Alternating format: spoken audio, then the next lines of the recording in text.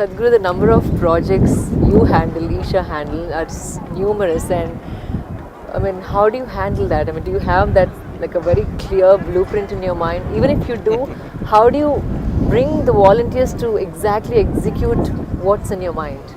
I have the most wonderful people around me. This is the biggest gift. I have most wonderful people around me.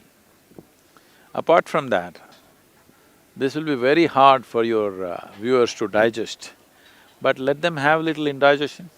Let them sit up and think about this. As I sit here, I'm talking to you. Am I talking sensibly? Yes, Do I look focused? very. Very. Nobody has ever seen me unfocused on anything. But at the same time, I have at least 12 to 14 tracks running in my mind all the time. I'm sure. So I may be talking to you, but I'm sorting out many things. That means, in a way, compared to a whole lot of people, if they think one thing, they can't think the other thing. I have 14 people in one. I could increase the range if I want, I'm just little lazy. So, I don't want to spread it. If little more striving, I can spread it much more. But, here and there I enjoy a little bit of laziness. I thought 12, 14 tracks are enough and they're running well. So at the same time, I'll be designing something, I'll be creating something, I'll be preparing something, everything will be happening at the same time. This is what being human means. Unfortunately, most people utter the word human only with reference to the limitations of being human. Very rarely anybody says, I'm human, referring to the immensity of being human. They're always saying, oh, I'm only human. So, this is what I want them to realize. This is what Adiyogi means. 112 different ways through which you can find solutions of transformation, solutions or means for transformation for your immediate needs and for your ultimate needs, both.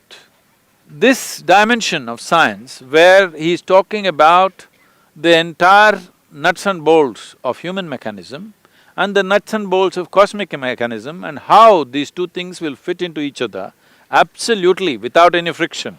How you can be a part of the cosmos, how the cosmos can be a part of you. This is not logically correct, but when the Saptarishis asked him, what is the nature of this existence? Where does it begin? Where does it end? How big is it?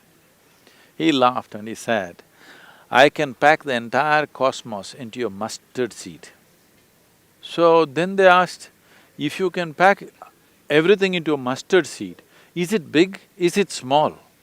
What is its nature? What's its composition? How can it be big and small at the same time? But then he was bored with them. Then he just said like this, five.